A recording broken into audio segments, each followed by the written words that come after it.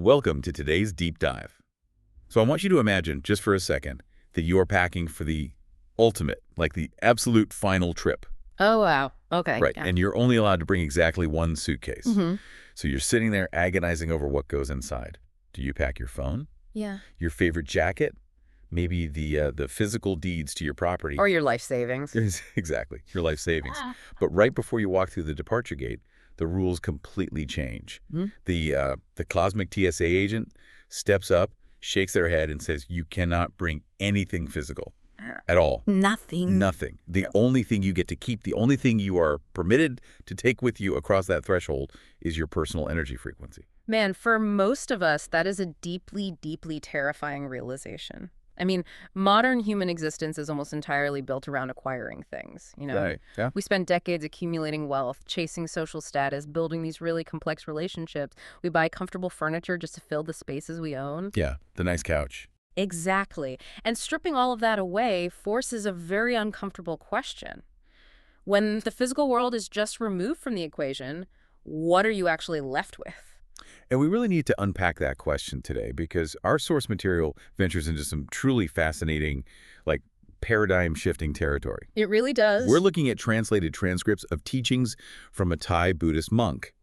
And this is specifically drawing on the lineage of these highly revered figures known as Luang Pu and Luang Ta. Which is just a wild read, honestly. Oh, totally wild. They tackle these massive, sweeping cosmic architecture stuff like reincarnation and karma, but they never just, stay up in the clouds. Right, they bring it right back down. Always.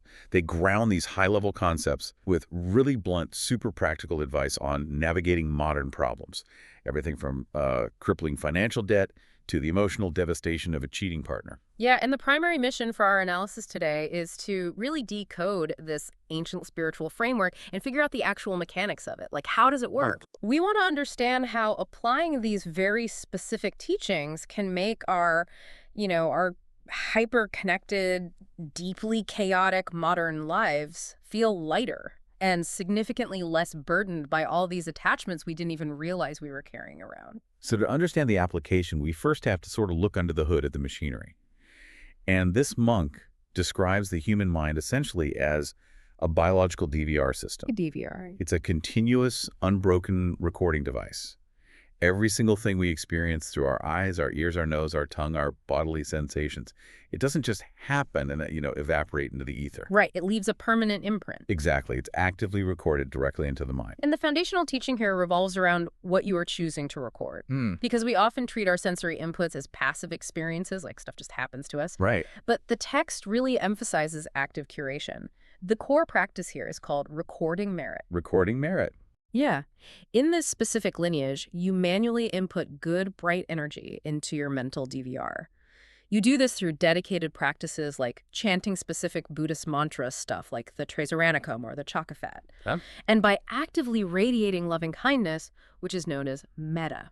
The mechanics of this made me immediately think of how algorithms work on platforms like Spotify or social media. Oh, that's a great analogy. Because if I'm being completely honest with myself, my mental algorithm is currently optimized to consume stress. Same. Honestly, same. Right. It actively seeks out negativity. It lingers on workplace gossip. It gets this little dopamine hit from being outraged at the daily news and just spirals over deadlines. Yeah, and because you feed it that data constantly, that's the exact frequency it plays back to you as your baseline mood. Exactly. And the text implies that when you first sit down to meditate or chant, it feels incredibly forced. It's the mental equivalent of manually training your Spotify algorithm to suddenly stream like 17th century classical music when all it's ever known is heavy metal. Right, the algorithm is like, what are you doing? Yeah, it rejects it. But that algorithm analogy explains the underlying psychology perfectly. Your brain has formed these really deep neural pathways based on your habits, and the source material is actually remarkably realistic about how difficult it is to rewire those pathways. Oh, it really is. It doesn't sugarcoat it. Not at all. It explicitly states that following this lineage's practice takes about 5 to 6 years of consistent daily effort to truly lock in this new brightness as your default mental state. 5 to 6 years of manual override. I mean, that is a massive commitment to feeling like you're faking a positive frequency. It is. It requires immense patience because you're fighting against basic human nature. I mean, we are inherently social creatures, right? We're wired for connection. Yeah. But if you observe what we typically connect over in our daily lives, we bond over worldly complaints. 100%. We bond over trauma. Exactly. We dissect who wronged us, we complain about the economy, we overanalyze the drama in our extended families, and every single time you participate in that exchange, your frequency drops. You just slip right back into that heavy, familiar, worldly rhythm. Right. To achieve this brightness, you have to actively apply the brakes mid-conversation. You have to shift gears internally and return to the frequency of the mantras. That sounds exhausting. It is at first, but the text promises that over years of doing this, the light frequency overtakes the dark.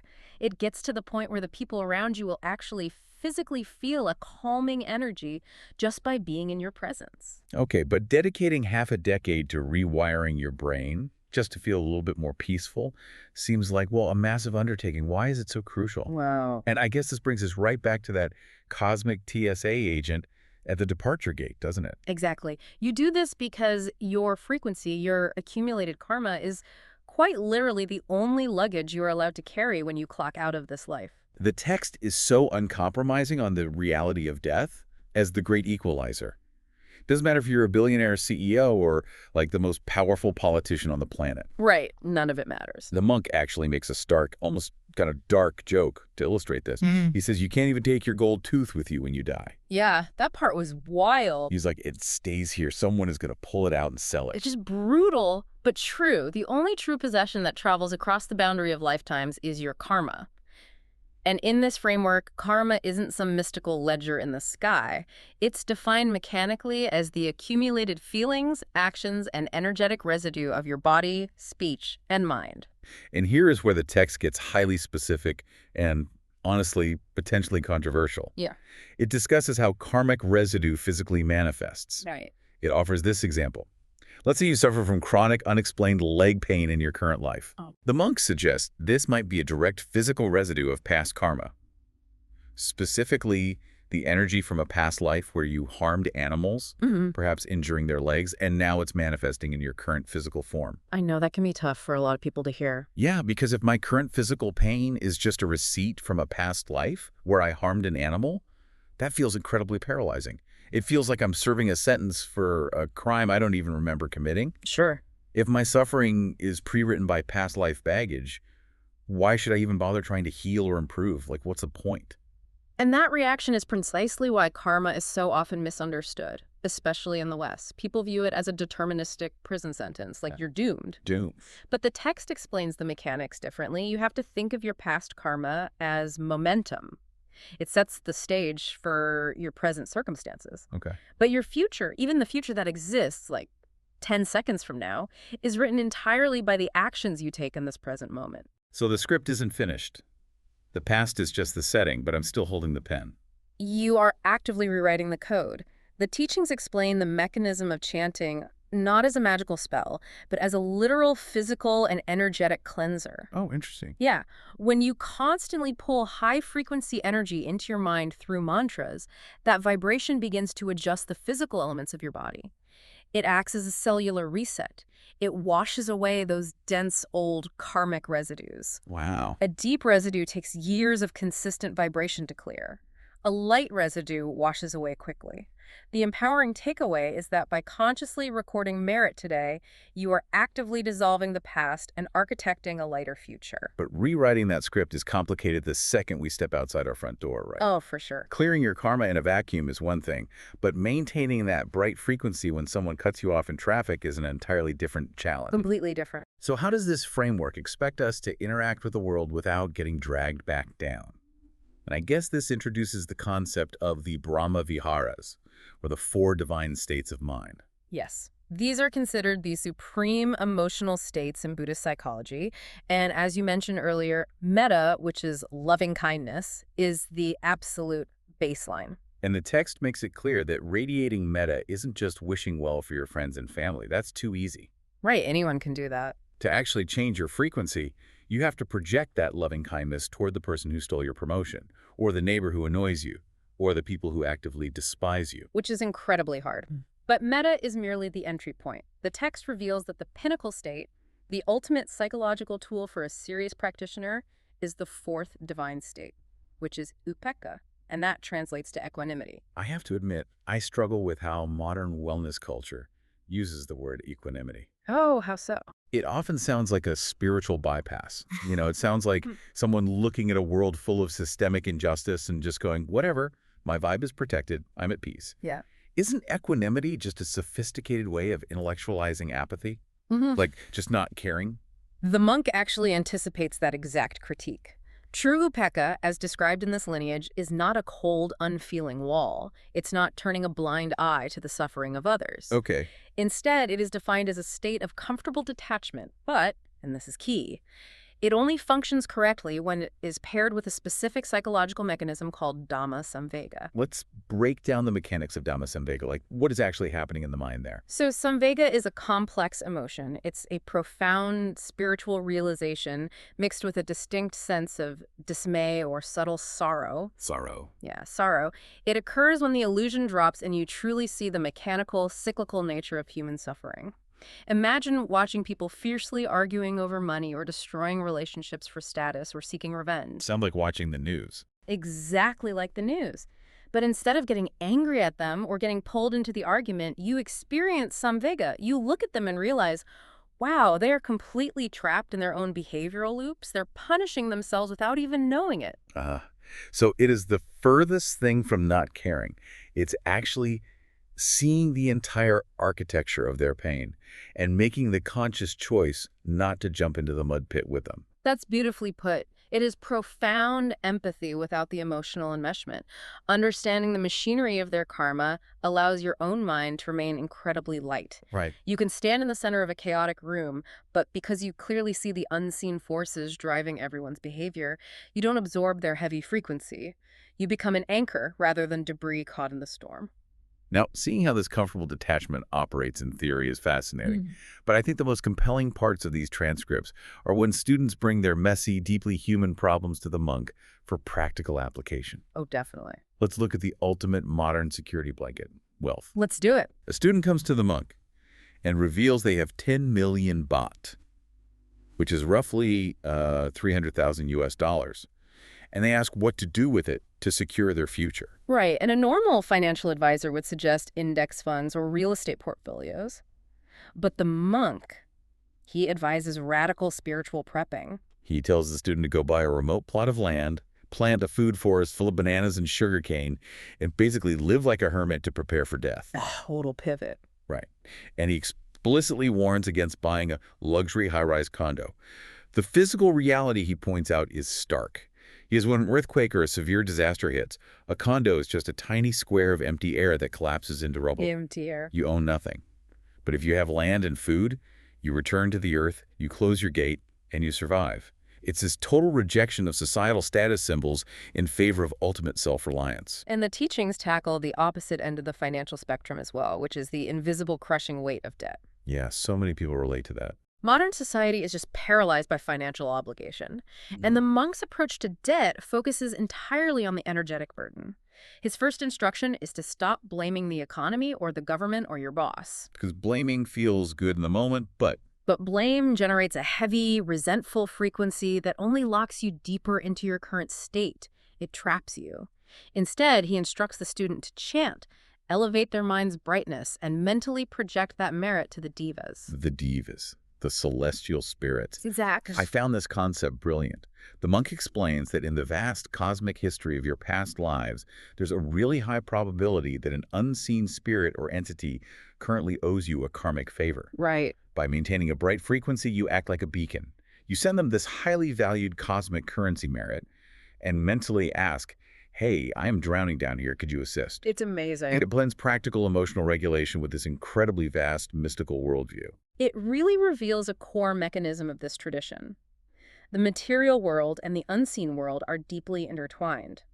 Your internal frequency dictates your visibility to higher forces. Wow, okay.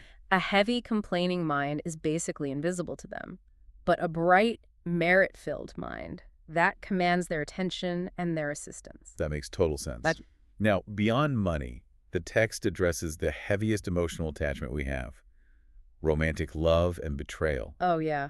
The heavy A hitters. student is agonizing over the pain of a cheating partner, and the monk uses a highly specific phrase here, referring to the cheater as a two-bodied person. Which is such a profound description of psychological fragmentation. A two-bodied person is someone whose physical actions are moving in one direction, while their mental loyalties are fractured in another. And the monk points out that two-bodied people are unknowingly inflicting immense suffering upon themselves because their internal frequency is so chaotic. But his advice to the betrayed partner is where the radical detachment comes in again.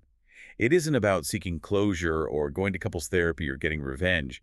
His instruction is simply to let them go and to elevate your mind to the state of a Brahma. Yeah, and in Buddhist cosmology, a Brahma is a very high celestial being.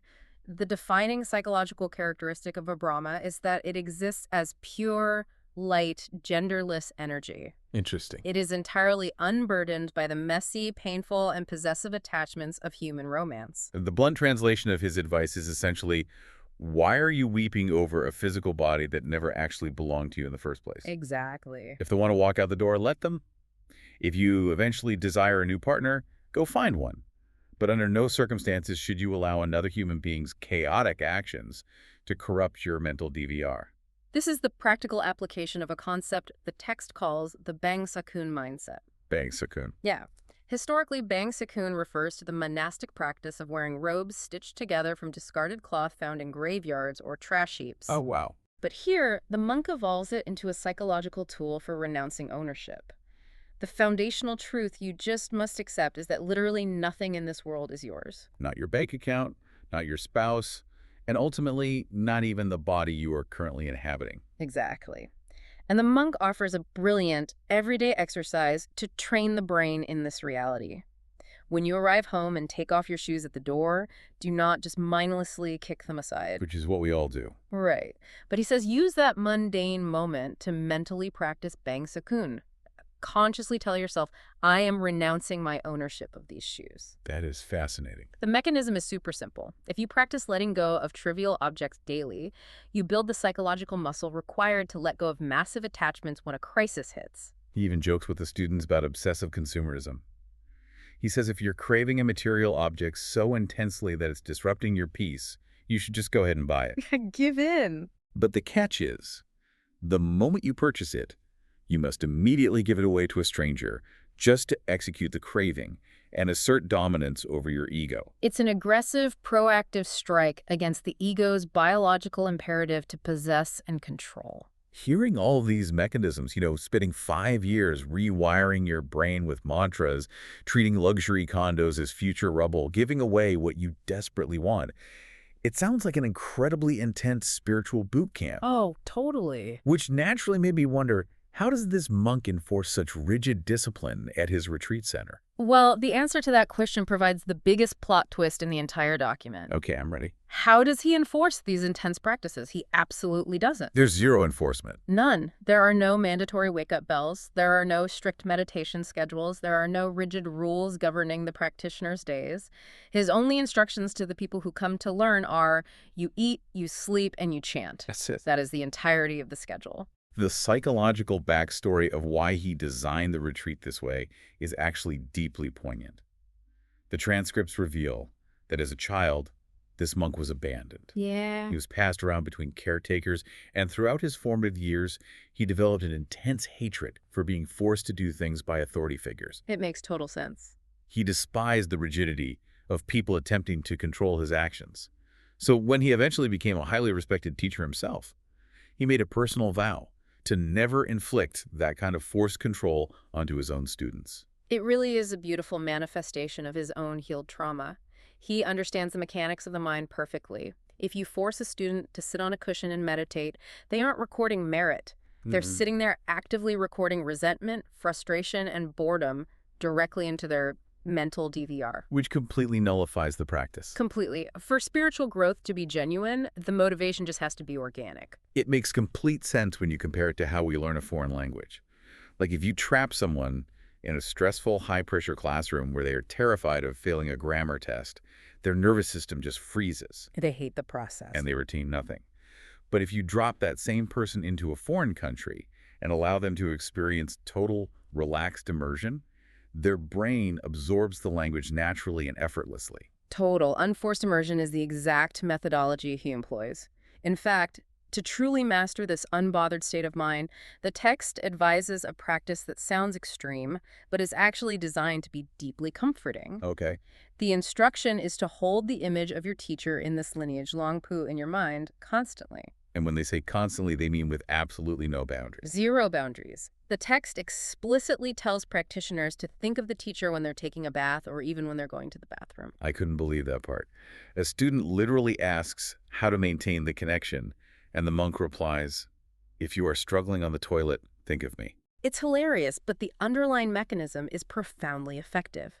By continuously holding the image and the frequency of a highly realized, enlightened teacher in your mind during the most mundane, gross, or boring moments of your human existence, you are continuously merging your frequency with theirs. You're using their established brightness to overwrite your heavy worldly algorithm. So synthesizing all of these transcripts, what is the core takeaway for those of us living these messy, non-monastic lives? The underlying message is incredibly empowering. Life is simply a continuous, unbroken cycle of recording energy. Right. We cannot control the macroeconomic climate, we cannot prevent natural disasters, and we certainly cannot control if the people we love decide to betray us. We have zero control over that. But we are the sole, undisputed directors of our mental DVR. By actively choosing to record light, unbothered, and compassionate frequencies, even when it takes years of manual override for it to feel natural, we can actually free ourselves from the heavy, suffocating attachments of modern existence. It's a fundamental shift in identity. You transition from being a helpless victim of your external circumstances to becoming the deliberate architect of your internal energy. Exactly. It's a practice that requires immense, often frustrating patience. But the source material guarantees that the ultimate payoff is a state of profound, unshakable lightness. To leave you with a final thought to mull over today, I want to bring it back to that cosmic baggage claim, and specifically how this framework views our split-second interactions with strangers.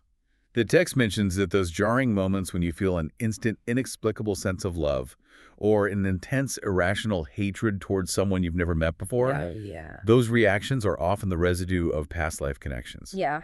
So the next time you're driving to work and a stranger recklessly cuts you off in traffic and you feel that sudden flash of absolute blinding rage. Which we all feel. Right. Take a breath and ask yourself a question. Are you just repeating a karmic argument from a lifetime you don't even remember? And more importantly, are you going to fail the test again and record that heavy frequency into your mind? Or will you finally practice comfortable detachment, let it go, and change your algorithm for good? It is definitely something to think about the next time you get behind the wheel. Well, at the end of this video, if you found the content helpful and would like to support me in creating more good content, you can buy me a coffee through the link below this video, https://ko-fi.com/TofiFNX. Thank you so much for all your support.